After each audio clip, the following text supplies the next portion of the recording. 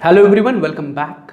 तो आज हम BRS that is bank reconciliation statement का प्रैक्टिकल एग्जांपल नंबर 9 डिस्कस करके सॉल्व करने वाले हैं, राइट। तो आपने आई होप पहले से उसे पढ़ा होगा, उसके एंट्रीज को मार्क किया होगा। अगर आपने किया है तो वेरी गुड, नहीं तो मेरे साथ उसे सॉल्व करो, राइट। सो प्रैक्टिकल एग्जांपल नंबर 9 पहले पढ़ते हैं क्या दिया है। तो उन्होंने कहा है from the following details provided by Prashant enterprises prepare BRS as on 31 March 2018। तो प्रशांत एंटरप्राइजेस के लिए उन्होंने आपको डिटेल्स दिए है एंड कहा है कि 31 मार्च 2018 के लिए बैंक रिकंसिलिएशन स्टेटमेंट बना, राइट। तो उन्होंने आप इंफॉर्मेशन क्या क्या दी है वो देखते हैं। पहला उन्होंने दिया है overdraft as per cash book ₹28,000। क्या दिया है? Overdraft as per cash book ₹28,000। तो ये जो overdraft as per cash book है हमारे लिए बन जाएगा स्टार्टिंग पॉइंट जब हम BRS ड्रॉ करेंगे या BRS बनाएंगे। तो इसे मैं साइड में नोट करके रख रहा हूं कि bank overdraft as per cash book ₹28,000। तो जो माय फर्स्ट पॉइंट है that is bank overdraft as per cash book, जो हमारे BRS का स्टार्टिंग पॉइंट बनेगा। And as per this starting point हम हमारा फॉर्मूला सिलेक्ट करेंगे, राइट। तो उस पर आते हैं, पहले हम क्वेश्चन डिस्कस करते हैं। तो मुझे स्टार्टिंग पॉइंट मिल गया। अब पॉइंट 2 से लेके पॉइंट 8 तक उन्होंने आपको पॉइंट ऑफ डिफरेंसेस दिए, कैश बुक पासबुक को कंपेयर करके उनके पॉइंट ऑफ डिफरेंसेस दिए हैं। अब इन पॉइंट ऑफ डिफरेंसेस को हमें डेबिट या फिर क्रेडिट मार्क करना है। तो डेबिट क्रेडिट मार्क करने के लिए मैं रफली अपने सामने कैश बुक एंड पासबुक रख रहा हूँ। This is my cash book, rough format of cash book and rough format of passbook. आप भी आपके नोटबुक में पेंसिल से ड्रॉ करके ये सामने रख सकते हो, राइट, कि जब हम हर एक ट्रांजैक्शन को एनालाइज करेंगे ये हमारे काम में आएगा। तो let's start analysing with the second transaction. तो सेकंड ट्रांजैक्शन में उन्होंने क्या कहा है? Cheque issued ₹2,000 and presented to bank, returned dishonour but the effect of dishonour is not recorded in cash book. What does this transaction mean? तो उसे समझने के लिए अच्छे से कॉन्सेंट्रेट करो। उन्होंने क्या कहा है? चेक इशूड, चेक क्या किया हमने? इशू किया, बट ये जो इशूड चेक है ये रिटर्न डिसऑनर हुआ, मतलब इसका बैंक से पेमेंट नहीं हुआ। क्या हुआ? हमने चेक तो इशू कर दिया, मुझे किसी को 2,000 रुपये देने थे तो मैंने 2,000 रुपये का चेक उसे इशू कर दिया। अब ये 2,000 रुपये का चेक लेके वो मेरे बैंक में चला गया, लेकिन मेरे बैंक ने कहा कि सिग्नेचर गलत है या डेट गलत है और उस चेक का पेमेंट उन्होंने रिजेक्ट किया। उन्होंने क्या किया? रिजेक्ट किया, मतलब उन्होंने चेक डिसऑनर किया एंड मेरे बैंक से इस चेक का पेमेंट नहीं हो पाया, राइट। बैंक से इस चेक का पेमेंट नहीं हो पाया, राइट। तो ये जो डिसऑनर हुआ चेक, इसकी इंफॉर्मेशन मेरे पास नहीं है, तो डिसऑनर की एंट्री मैंने कैश बुक में नहीं की है। Getting what I am saying? कि मैंने चेक इशू किया, वेरी गुड, मैंने चेक इशू किया। चेक इशू करने पर जिसको चेक इशू किया था उसने वो चेक मेरे बैंक तक पहुंचाया थ्रू हिज बैंक, जो क्लियरिंग सिस्टम है।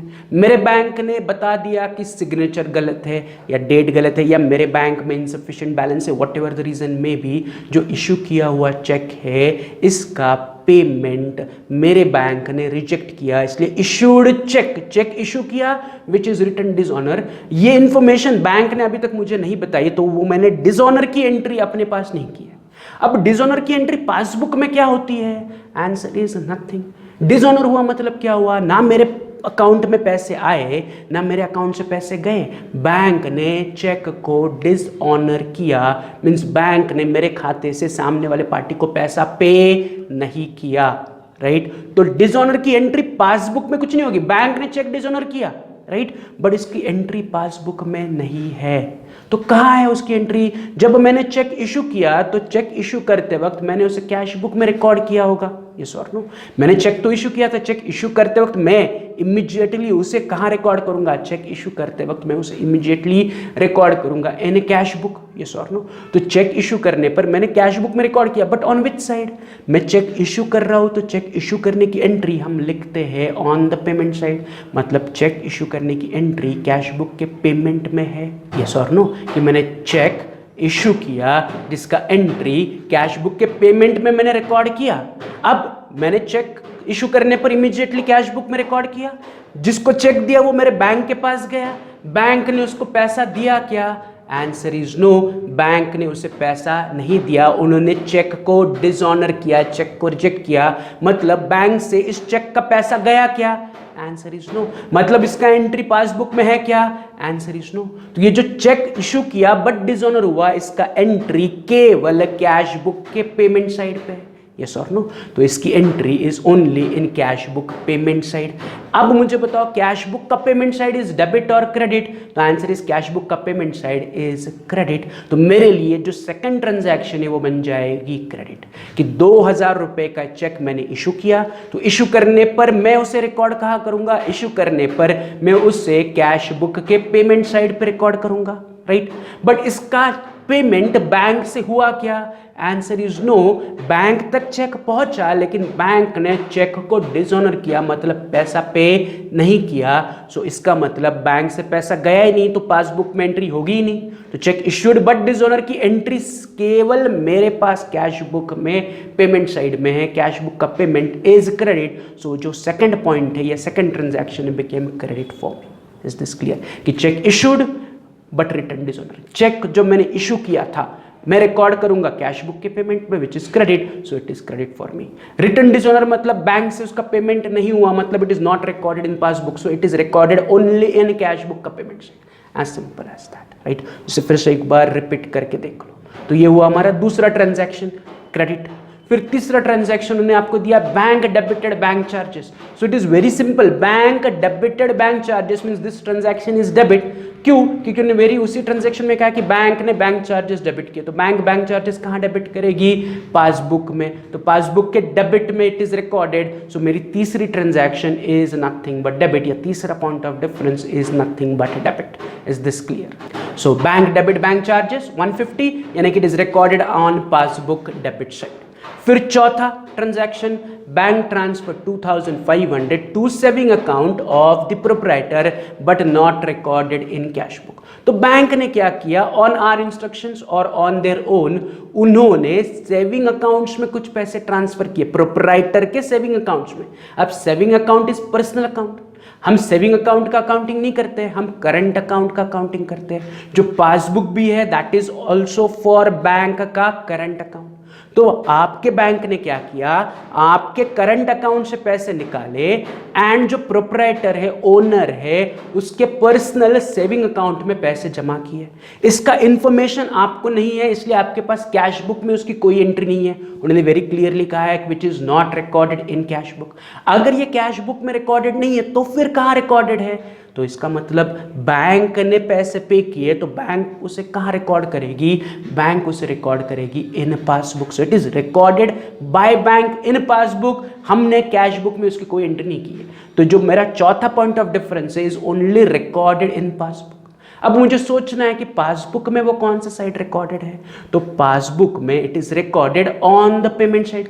Y payment side? क्योंकि बैंक ने मेरे करंट अकाउंट से पैसे उठा के मेरे सेविंग अकाउंट्स में पैसे जमा किया, मतलब मेरे करंट अकाउंट से पैसे जा रहे हैं, बिजनेस बैंक अकाउंट से पैसे जा रहे हैं। क्या कहा उन्होंने? Bank transfer 2500 to saving account. Saving account में पैसे जमा हुए, मतलब करंट अकाउंट से यानी कि बिजनेस बैंक अकाउंट से पैसे गए, current account business bank account से पैसे निकाल के सेविंग अकाउंट में जमा किए। This passbook is for business bank account यानी कि करंट अकाउंट। तो करंट अकाउंट से पैसे का पेमेंट हुआ। तो जो मेरी चौथा point of difference is recorded on passbook payment. तो पासबुक पेमेंट इज डेबिट और क्रेडिट, तो इट इज डेबिट। मतलब मेरा चौथा ट्रांजैक्शन या चौथा point of difference became debit. Is this clear? तो मेरा चौथा point of difference became debit for me because bank ने मेरे करंट अकाउंट से पैसे निकाले, सेविंग अकाउंट में जमा किए। सेविंग अकाउंट में पैसे आए बट हम हिसाब सेविंग अकाउंट का नहीं कर रहे, हम बिजनेस बैंक अकाउंट का हिसाब कर रहे हैं। तो बिजनेस बैंक अकाउंट से पैसे का पेमेंट हुआ तो it is recorded on passbook payment. Passbook payment is debit, इसलिए मेरा चौथा पॉइंट ऑफ डिफरेंस बना debit. Is this clear? Right? तो ये हुआ मेरा चौथा पॉइंट ऑफ डिफरेंस। फिर पांचवा पॉइंट ऑफ डिफरेंस क्या दिया है? Cheque issued to supplier but not presented to bank before 31 March 2018 rupees 1600। So very simple transaction है, बहुत बार डिस्कस किया कि हमने चेक इशू किया सप्लायर को, चेक दिया बट अभी तक इसका पेमेंट बैंक से नहीं हुआ है। तो बैंक से इसका पेमेंट नहीं हुआ है मतलब it is not recorded in passbook. हमारे लिए आसान है। तो चेक इशू करने पर हम उसे कहाँ रिकॉर्ड करेंगे? चेक इशू करने पर as accountant, as a businessman मैं उसे रिकॉर्ड करूंगा in cash book. Cheque issue कर रहा हूं तो कैश बुक के कौन सी तरफ रिकॉर्ड करूंगा? पेमेंट की तरफ। तो cheque issued is recorded in cash book payment. Cash book payment is which side, debit या credit? So it is credit. So मेरा जो पांचवा पॉइंट ऑफ डिफरेंस है बिकेम क्रेडिट फॉर मी, कि चेक इशू किया, आई हैव रिकॉर्डेड, जब मैं check issue करूंगा मैंने उसे रिकॉर्ड किया कैश बुक के पेमेंट में। सो कैश बुक का पेमेंट इज क्रेडिट, इसलिए मेरा पांचवा पॉइंट ऑफ डिफरेंस बना क्रेडिट, राइट। तो ये पांचवा ट्रांजैक्शन के बारे में हुआ। फिर सिक्स्थ ट्रांजैक्शन उन्होंने कहा है cheque of ₹3000 and 2000 deposited into bank. आपने 3000 रुपए का एंड 2000 रुपए का चेक बैंक में डिपॉजिट किया, but a check of 3000 only credited by bank before 31st March 2018। अब उन्होंने वेरी सिंपली कहा कि आपने दो चेक, आपको किसी ने चेक दिया था, एक ने 3000 का चेक दिया, दूसरे ने 2000 का चेक दिया। ये दोनों चेक आपने उठाए, बैंक में जमा किए, लेकिन इन दोनों चेक में से केवल 3000 रुपए का चेक का पैसा बैंक में जमा हुआ। मतलब जो 3000 का चेक मुझे मिला, मैंने बैंक में डिपॉजिट किया, उसका पैसा भी मेरे बैंक अकाउंट में आ गया। मतलब 3000 का हिसाब क्लियर है, it is recorded in both the books. Cheque deposit करने की एंट्री कैश बुक में भी होगी एंड बैंक में पैसा आने की एंट्री पासबुक में भी होगी। तो इन सिक्स्थ ट्रांजैक्शन जो 3000 दोनों तरफ है, या जो 3000 का चेक मैंने बैंक में डिपॉजिट भी किया और उसका पैसा क्लियर भी हुआ, will not form part of my BRS, क्योंकि it is recorded in both cash book and passbook. तो मैं 3000 को कैंसिल आउट कर रहा हूं कि 3000 का हिसाब हो गया, वो चेक बैंक में जमा हो गया, साथ ही साथ मैंने उसे बैंक में डिपॉजिट करने की एंट्री कैश बुक में भी दी होगी। सो मुझे उस 3000 के चेक के बारे में सोचने की जरूरत नहीं है। तो 2000 का चेक का साथ क्या हुआ कि 2000 का चेक मैंने बैंक में डिपॉजिट तो किया, लेकिन उसका पैसा बैंक अकाउंट में जमा नहीं हुआ। तो I have to concentrate on those 2000 rupees. तो अगर मैं उसे पढ़ता हूं तो वो मेरे लिए बन जाएगा cheque ₹2000 deposit into bank, but अभी तक उसका पैसा बैंक अकाउंट में जमा नहीं हुआ है। तो चेक जब मैं बैंक में डिपॉजिट करता हूं तो मैं उसे कहां रिकॉर्ड करता हूं? चेक डिपॉजिट करने के वक्त मैं उसे रिकॉर्ड करता हूं in cash book, but on which side? Receipt side. Why receipt side? कि जो चेक मुझे मिला है वो मैं बैंक में डिपॉजिट करूंगा ना। मुझे किसी ने चेक दिया तब मैं जाके उसे बैंक में डिपॉजिट करूंगा, तो इट इज रिसिप्ट फॉर मी। मुझे चेक मिल रहा है और वो जो मिला हुआ चेक है वो मैं बैंक में जमा कर रहा हूँ। सो चेक मिला तब जाके बैंक में डिपॉजिट हुआ, तो it is receipt for me. तो चेक मिलने पर मैं कहाँ रिकॉर्ड करूंगा? मैं कैश बुक के रिसिप्ट में रिकॉर्ड करूंगा। So this transaction is recorded on cash book receipt side. अब मुझे बस इतना ही सोचना है, कैश बुक का रिसिप्ट साइड इज डेबिट और credit, so it is simply debit. So मेरे लिए sixth point of difference became debit. But जब हम BRS मिलेंगे तो हम केवल 2000 रुपये अमाउंट इंक्लूड करेंगे। 3000 का हिसाब क्लियर है, 3000 का चेक मैंने बैंक में डिपॉजिट किया और उसके पैसे मेरे खाते में भी आ गए, तो वो मेरा पॉइंट ऑफ डिफरेंस नहीं बनेगा। बट जो 2000 रुपये का चेक है मैंने बैंक में जमा किया लेकिन उसके पैसे मेरे खाते में नहीं जमा हुआ है, that will become my point of difference. कि ये जो 2000 रुपये का चेक मैंने बैंक में डिपॉजिट किया लेकिन पैसे खाते में नहीं आए, is recorded in cash book. क्योंकि मैं जब बैंक में चेक डिपॉजिट करूंगा या जब मुझे चेक मिलेगा मैं उसे रिकॉर्ड करूंगा कैश बुक में। So I have recorded in cash book, but अभी तक पासबुक में उसकी एंट्री नहीं है क्योंकि वो पैसे पासबुक में जमा नहीं हुए। तो it is recorded in cash book on the receipt side. Cash book receipt is debit, so sixth transaction became debit for me. Is this clear? तो ये सिक्स्थ ट्रांजैक्शन का एनालिसिस हुआ। वैसे ही सातवीं ट्रांजैक्शन ने क्या दी है? Our customer directly deposited 1500 in our bank account but wrongly recorded in the cash column of cash book. इस ट्रांजैक्शन को स्टार मार्क करो, इसका मतलब समझते हैं। वो क्या कह रहे हैं? वो कह रहे हैं कि आपके कस्टमर ने डायरेक्टली आपके बैंक अकाउंट में पैसे जमा कर दिए। मतलब आपके बैंक अकाउंट में 1500 रुपीज आए। बैंक अकाउंट में 1500 आने पर बैंक तुरंत उसकी एंट्री पासबुक में करेगी, यस और नो? कि बैंक खाते में 1500 जमा हो गए तो बैंक इमीडिएटली 1500 की एंट्री कहाँ करेगी? पासबुक में। पासबुक में कौन सी साइड करेगी? पासबुक में करेगी ऑन द रिसिप्ट साइड। ये क्लियर है कि आपके कस्टमर ने आपके अकाउंट में 1500 रुपीज जमा किए, तो आपके अकाउंट में 1500 जमा होने पर बैंक तुरंत उसे पासबुक में रिकॉर्ड करेगी ऑन द रिसिप्ट साइड कि आपके अकाउंट में पैसे आए। अब उन्होंने आगे ये कहा है कि आपने गलती से उसे कैश बुक में रिकॉर्ड किया बट इन कैश कॉलम। हमने 2 कॉलम कैश बुक पढ़ा हुआ है, यस और नो? हम यहां पर कैश बुक दिखा रहे हैं। कैश बुक में जब हम रिसिप्ट पेमेंट कंपेयर कर रहे हैं या कैश बुक का पासबुक के साथ कंपेरिजन कर रहे हैं तो we are only talking about bank column. तो आपने गलती से क्या किया, बैंक कॉलम में एंट्री लिखने की जगह आपने कैश कॉलम में एंट्री कर दी, मतलब आपने एंट्री बैंक अकाउंट की जगह कैश अकाउंट में कर दी। मतलब कैश बुक के बैंक कॉलम में there is no entry, cash book के कैश कॉलम में there is entry, cash book के बैंक के ना रिसिप्ट में लिखा ना पेमेंट में लिखा। इसका सिंपल मतलब है आपने उसे कैश बुक में रिकॉर्ड ही नहीं किया। पैसा आने पर बैंक ने पासबुक में तुरंत उसे रिकॉर्ड किया, आपको भी इंफॉर्मेशन थी, आपने कैश बुक में लिखा, लेकिन बैंक कॉलम की जगह आपने कैश कॉलम में लिखा। इसका सिंपल मतलब है आपने कैश बुक के बैंक कॉलम में एंट्री नहीं की। इसका मतलब है कैश बुक में there is no entry for this transaction. तो इसकी एंट्री सिर्फ है कहां पर, इसकी एंट्री केवल पासबुक के रिसिप्ट साइड पे है। पासबुक का receipt side is nothing but credit, passbook का receipt side is nothing but credit. So मेरा 7वां ट्रांजैक्शन मेरे लिए क्रेडिट बनेगा। Is this clear, right? तो 7th ट्रांजैक्शन को स्टार करो, फिर अभी जो मैंने डिस्कस किया उसे फिर से रिपीट करो, राइट? आगे 8वीं transaction, last transaction, bank debited interest on overdraft ₹750। Bank ने इंटरेस्ट ऑन ओवरड्राफ्ट डेबिट किया, तो it is very clear, bank ने इंटरेस्ट क्या किया, डेबिट किया। तो बैंक कहाँ डेबिट करेगी, तो it is recorded in passbook debit side.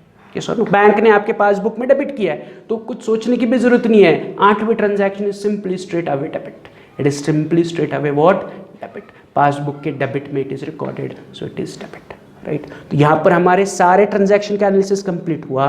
Analysis के बाद मुझे दिख रहा है 2nd transaction is credit, 3rd transaction is debit, 4th is debit, 5th is credit, 6th is debit, 7th is credit and 8 is debit. तो ये मेरा analysis है, मैंने क्रेडिट डेबिट मार्क किया, आपने भी आपके टेक्स्ट बुक में पेंसिल से क्रेडिट डेबिट मार्क किया होगा, तो वेरी गुड। तो यहाँ पर हमारा आधा काम कंप्लीट हुआ, अभी भी आधा काम बाकी है। क्या है कि हमें BRS बनाना है, राइट? तो हमें BRS बनाने के लिए ये 4 स्टेप्स यूज करने हैं, जिसका स्टेप 1 क्या कहता है, draw format.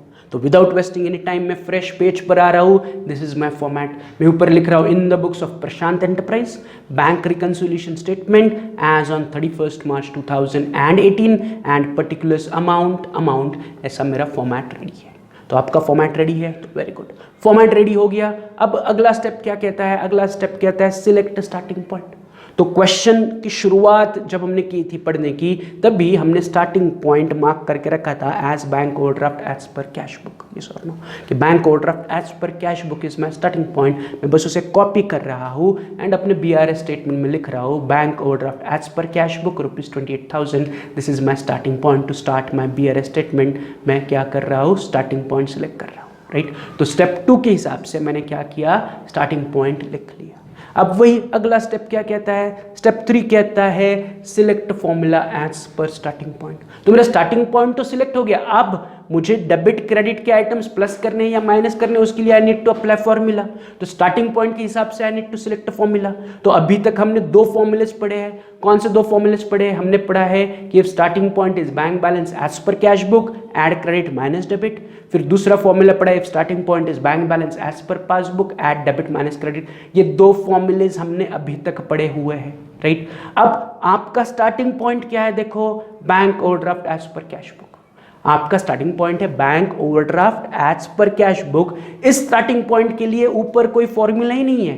Formula is for bank balance as per cash book, formula is not bank balance या bank overdraft as per cash book. Formula जो पहला formula it is if starting point is bank balance as per cash book, it is not for bank overdraft as per cash book. तो bank overdraft as per cash book अगर आपका formula होगा तो या starting point होगा तो उसके लिए फॉर्मूला आपको चेंज करना पड़ेगा। तो अभी मैं आपको 2 और फॉर्मूलेज बता रहा हूँ, उससे आप आपके नोटबुक में रिकॉर्ड करो। तो जो 2 फॉर्मूलेज है उसमें से formula number 3 is if starting point is bank overdraft as per cash book add debit minus credit. जो ओरिजिनल फॉर्मूला कैश बुक का उसे मैंने रिवर्स कर दिया। अगर मेरा स्टार्टिंग पॉइंट है bank balance as per cash book add credit minus debit as per first formula, if my starting point is bank overdraft as per cash book then add debit minus credit. मैंने formula उल्टा कर दिया, add credit minus debit को मैंने add debit minus credit कर दिया। तो ये तीसरा फॉर्मूला है। एंड चौथा फॉर्मूला कब यूज करना है, तो चौथा फॉर्मूला यूज करना है if starting point is bank overdraft as per passbook add credit minus debit. अगर मेरा starting point is bank overdraft but as per the passbook record, then I will add the credit point of differences and I'll subtract the debit वाले point of differences. जो भी हमने debit credit mark किया है उसमें से मैं credit के पॉइंट ऑफ डिफरेंसेस को ऐड करूंगा, डेबिट के पॉइंट ऑफ डिफरेंसेस को सब्ट्रैक्ट करूंगा if my starting point is overdraft as per passbook, right. तो पहले दो फॉर्मूलेस के सम हमने पढ़े हैं ऑलरेडी, राइट। ये दो मैंने अभी इंट्रोड्यूस किए क्योंकि ओवरड्राफ्ट बीइंग स्टार्टिंग पॉइंट हमारे पास पहली बार आया। तो अगर ओवरड्राफ्ट आपका स्टार्टिंग पॉइंट है तो आपको बस इतना चेक करना है कि ओवरड्राफ्ट अगर कैश बुक के हिसाब से है तो add debit minus credit, but overdraft अगर पासबुक के हिसाब से है तो ऐड क्रेडिट माइनस डेबिट। तो अभी हमारा स्टार्टिंग पॉइंट क्या है? अभी हमारा स्टार्टिंग पॉइंट है bank overdraft as per cash book, तो I will go with the formula number 3, yes और नो। मैं किसके साथ जाऊंगा? फॉर्मूला नंबर 3 के साथ जाऊंगा, that is add debit minus credit. तो मैं इस पर टिक मार्क कर रहा हूं। हमारा स्टार्टिंग पॉइंट है bank overdraft as per cash book, तो मैं उसके लिए फॉर्मूला यूज करूंगा add debit minus credit. Is this clear?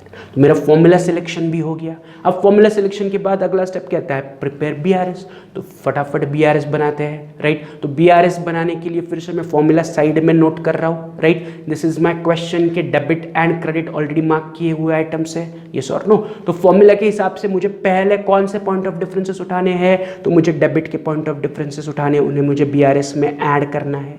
तो मेरे पास कितने डेबिट के पॉइंट ऑफ डिफरेंसेस है? तो ट्रांजैक्शन 3, 4, 6 एंड 8 जिनको मैंने हाईलाइट किया है, ये 4 मेरे डेबिट के पॉइंट ऑफ डिफरेंसेस है, उसे मुझे एक एक करके बीआरएस में ऐड करना है। तो शुरुआत करते हैं विद तीसरा पॉइंट ऑफ डिफरेंस जो डेबिट का पहला है, क्वेश्चन का तीसरा है, डेबिट का पहला है, जिसमें उन्होंने कहा है bank debited bank charges ₹150। Simple है, उसके लिए ज्यादा कुछ सोचने की जरूरत नहीं है, सिंपल उसे उठाना है, बीआरएस के स्टेटमेंट में लिखना है। तो मैं बीआरएस के स्टेटमेंट में आ रहा हूं, पहले तो मैं लिख रहा हूं ऐड, उसके आगे लिख रहा हूं 1 bank debited bank charges ₹150, as simple as that. तो डेबिट का पहला पॉइंट ऑफ डिफरेंस उठा के मैंने लिख लिया। अब डेबिट का दूसरा पॉइंट ऑफ डिफरेंस उन्होंने कहा है कि bank transfer 2500 to saving account of the proprietor but not recorded in cash book. Bank ने आपके बिजनेस खाते से, करंट अकाउंट से पैसे आपके पर्सनल अकाउंट में ट्रांसफर किए जिसकी कोई एंट्री कैश बुक में नहीं है, मतलब वो केवल पासबुक के पेमेंट में है। पासबुक का पेमेंट बिंग डेबिट, हमने उसे डेबिट मार्क किया है। तो इस डेबिट को बस मुझे यहाँ पर क्या करना है? ऐड करना है। तो मैं स्टेटमेंट क्या लिख रहा हूँ? तो मैं सिंपली स्टेटमेंट लिख रहा हूँ bank transfer to saving account not recorded in cash book. Bank ने जो सेविंग अकाउंट में ट्रांसफर किया वो कैश बुक में रिकॉर्डेड नहीं है, ₹2500। सिंपल, ज्यादा दिमाग लगाने की जरूरत नहीं। Statements, this is the easiest का। डेबिट क्रेडिट एक बार हो गया, अब बस कॉपी पेस्ट करो, राइट। तो ये भी हो गया मेरा डेबिट का दूसरा पॉइंट ऑफ डिफरेंस मैंने ले लिया। फिर डेबिट का तीसरा पॉइंट ऑफ डिफरेंस कि cheque of 2000 deposited into bank, but ये 2000 के पैसे बैंक में जमा नहीं हुए। मैंने 3000 और 2000 दो चेक बैंक में जमा किए थे। 3000 का पेमेंट या 3000 का पैसा बैंक खाते में जमा हो गया, बैंक में क्रेडिट हो गया। 2000 रुपये अभी भी बैंक खाते में नहीं जमा हुए। तो जो 2000 रुपये का चेक है मैंने डिपॉजिट किया, लेकिन उसके पैसे बैंक अकाउंट में नहीं आए, राइट, इसलिए वो डेबिट है। तो इस डेबिट को मैं उठा के मेरा तीसरा पॉइंट ऑफ डिफरेंस लिख रहा हूँ as cheque deposited but not yet credited by bank ₹2000, कि चेक मैंने बैंक में डिपॉजिट किया लेकिन उसके पैसे बैंक में अभी तक क्रेडिट या जमा नहीं हुए। You can write cheque deposited but not yet credited, या you can also write cheque deposited but not yet collected by bank. Choice is yours. कितने रुपए का चेक अभी तक बैंक में जमा नहीं हुआ? 2000 रुपए का चेक अभी तक बैंक में जमा नहीं हुआ। 3000 रुपए का चेक बैंक में जमा हुआ, इसलिए मैं उसे इग्नोर कर रहा हूं।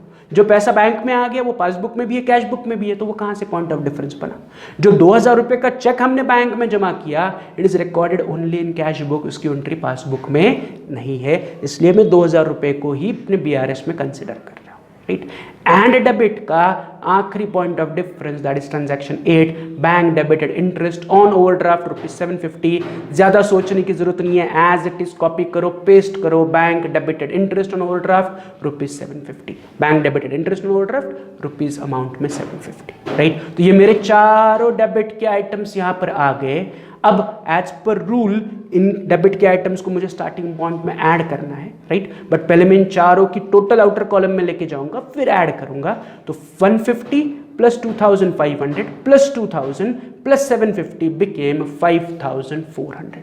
तो जो डेबिट के पॉइंट ऑफ डिफरेंस से became 5400 which I need to add in my starting point. तो 28,000 प्लस 5400 मुझे नीचे आंसर मिल रहा है 33,400. सो मेरा सब total after adding the debit के पॉइंट ऑफ डिफरेंसेस इज 33,400. तो यहां पर मेरे डेबिट के पॉइंट ऑफ डिफरेंसेस हो गए, राइट. अब मुझे क्या चाहिए, लेस क्रेडिट, यानी कि क्रेडिट के पॉइंट ऑफ डिफरेंस को मुझे लेस करना है, सबट्रैक्ट करना है अपने बीआरएस स्टेटमेंट से. तो मैं यहां पर लिख रहा हूं लेस, राइट. मैं अपने स्टेटमेंट में लिख रहा हूं लेस. अब मुझे कौन से पॉइंट ऑफ डिफरेंस लेस करने, क्रेडिट. तो क्वेश्चन में देखो मेरे पास क्रेडिट के कितने पॉइंट ऑफ डिफरेंसेस है. तो मेरे पास ट्रांजैक्शन 2, 5 एंड 7 तीन क्रेडिट के पॉइंट ऑफ डिफरेंसेस है, जिसे मैं एक एक करके बीआरएस स्टेटमेंट में लिखते जाऊंगा. तो जो दूसरा क्वेश्चन का दूसरा बट क्रेडिट का पहला पॉइंट ऑफ डिफरेंस है, उन्होंने कहा है cheque issued of rupees 2000 and presented to bank written dishonor but the effect of dishonor is not recorded in cash book. मतलब कैश बुक में चेक इशू करने की एंट्री है बट डिसऑनर करने की रिवर्स एंट्री नहीं है, राइट. तो कैश बुक में आपने चेक इशू किया तो उसका एंट्री कैश बुक के पेमेंट में है बट उसे रिवर्स करने की एंट्री कैश बुक में नहीं है. पासबुक में तो एंट्री होगी ही नहीं क्योंकि रिटर्न डिसऑनर मतलब पासबुक से पैसा पे ही नहीं हुआ, बैंक से पैसा पे ही नहीं हुआ, तो पासबुक में देयर इज नो एंट्री. तो इसकी एंट्री केवल आपके पास कैश बुक के पेमेंट साइड में है, इशू करने की एंट्री है बट जो इशू करने पर एंट्री तो है बट उसको रिवर्स आपने नहीं किया डिसऑनर होने पर. तो डिसऑनर की एंट्री नहीं है, इशू करने की एंट्री है, डिसऑनर की एंट्री नहीं है. अगर डिसऑनर की एंट्री होती तो ये हमारे काम कहीं नहीं होता, ये बीआरएस में आता ही नहीं.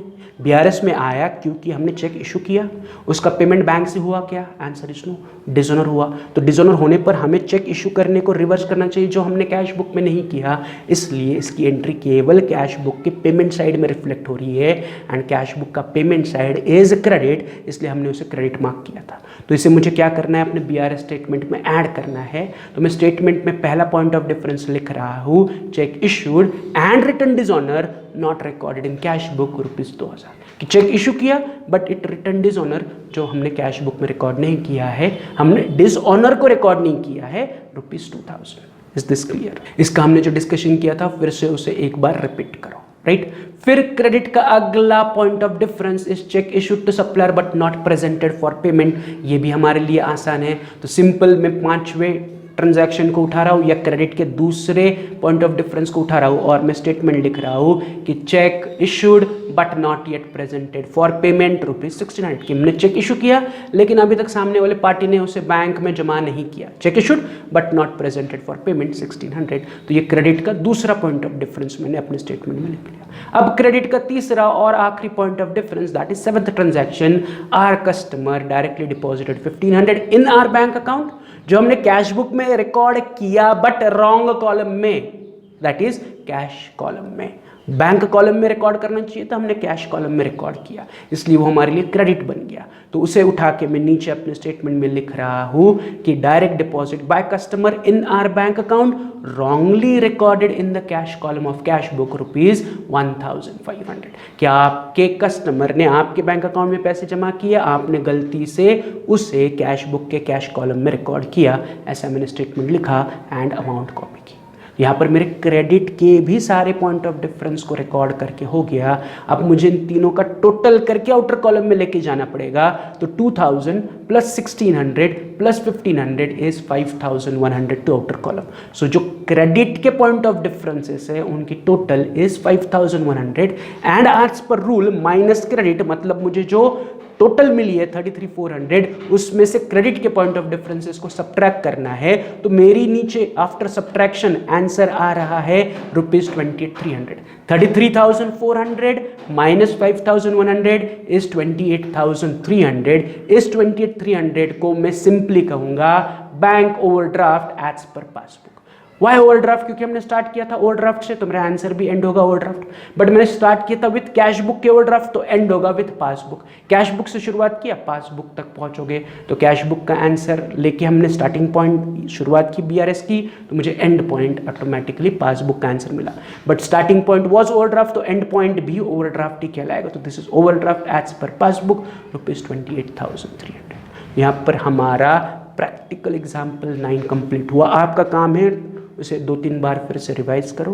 कल हम सॉल्व करने वाले हैं प्रैक्टिकल एग्जाम्पल 10, राइट। तो उसे भी पढ़ के उसके डेबिट क्रेडिट मार्क करो। कुछ ट्रांजैक्शन उसकी आसान है, कुछ नहीं है, तो जितनी आपसे बन सकेगी उतना उसे डेबिट क्रेडिट मार्क करके रखो, फॉर्मेट रेडी करके रखो, कल आने के बाद उसे डिस्कस करके सॉल्व करते हैं, राइट। चलो फिर आज के लिए इतना ही। Have a good day, see you, bye.